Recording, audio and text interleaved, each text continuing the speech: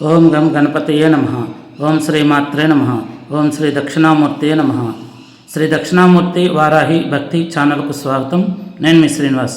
ఈరోజు శనివారం సందర్భంగా చాలామంది శనివారం వస్తే జాతకంలో శనిగ్రహ ప్రభావం వల్ల కావచ్చు, శనిగ్రహ దోషాల వల్ల కావచ్చు, ఏలినాటి శని కావచ్చు, అష్టమి శని కావచ్చు, అర్ధాష్టమి శని కావచ్చు, లేదా శని మహర్దశ కాలం జాతకంలో ఉన్నప్పుడు ఆ శని మనకి యోగకారకుడైతే ఇబ్బందులేముండవు.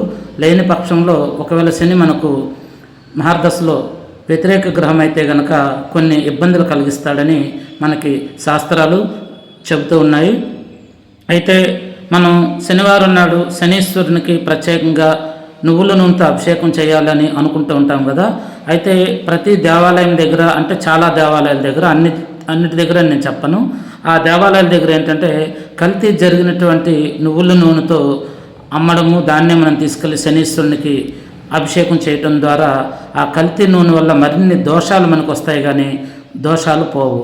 అందువల్ల లీటర్ కానీ అర లీటర్ కానీ కొనుక్కునే బదులు కనీసం ఒరిజినల్ నువ్వుల నూనెతో మనకి గానుగుల్లో అమ్ముతూ ఉంటారు, అక్కడ ఒక 50 గ్రాముల నూనెన్న మీ శక్తి కొద్ది తీసుకొని ఆ నూనెతో కావాలంటే అభిషేకం చేయండి.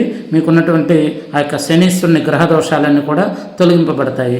అలాగే ఇటీవల చూస్తే అనేక రకాలైనటువంటి అగరబత్తీలు, ధూపం స్టిక్స్ ఇవన్నీ కూడాను బాగా కల్తీ జరిగి ప్రమాదాలు కొని తెస్తూ ఉన్నాయి.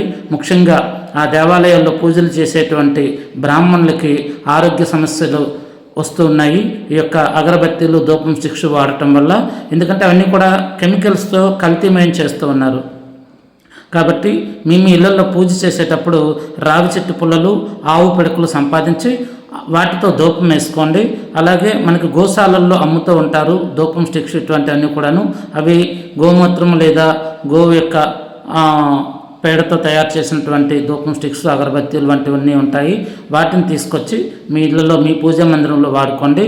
ఎందుకంటే నేను వ్యాపారస్తుల్ని ఇక్కడ తప్పు పట్టడం లేదు, కానీ ప్రతి ఒక్కటి కూడా కెమికల్స్తో తయారు చేస్తూ ప్రాణాలకి హరిస్తూ ఉన్నాయి. ముఖ్యంగా పాపం దేవాలయాల్లో పూజలు చేసేటువంటి బ్రాహ్మణులందరూ కూడాను అనారోగ్య సమస్యలు ఎదుర్కొంటున్నారు. పుణ్యం మాట దేవుడు ఎరిగితే పాపాన్ని ఒడగొట్టుకుంటూ ఉన్నాం మనం. నేను దీని గురించి ఒక చిన్న వీడియో మీకోసం చేసి పెడతాను. శనీశ్వరుని ధ్యాన మంత్రము.